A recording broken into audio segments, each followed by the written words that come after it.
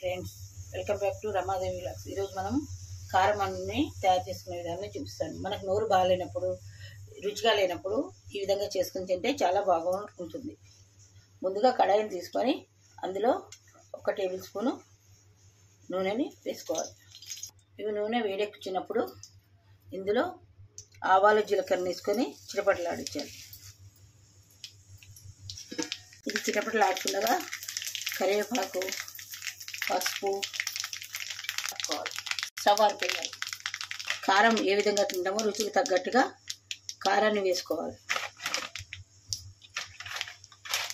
తగినంత ఉప్పు వేసుకొని కలుపుకోవాలి.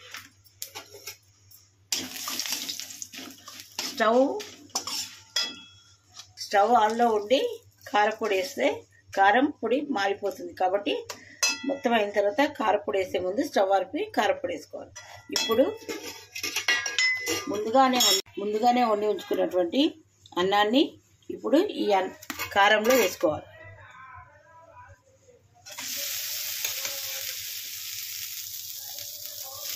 ఇప్పుడు దీన్ని బాగా కలుపుకోవాలి.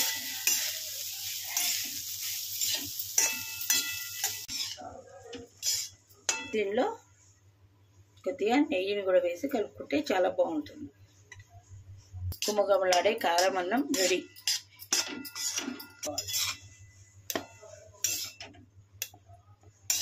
ఇప్పుడు దీన్ని ఉల్లిపాయతో నంచుకొని తింటే ఎంతో బాగుంటుంది. నిమ్మకాయతో కూడా వేసుకొని తినొచ్చు, పెరుగుతో కూడా తింటే చాలా బాగుంటుంది. పిల్లలు కూడా ఎంతో ఇష్టంగా తింటారు. ఇది ప్లెయిన్గా తిన్నా బాగుంటుంది పిల్లలు.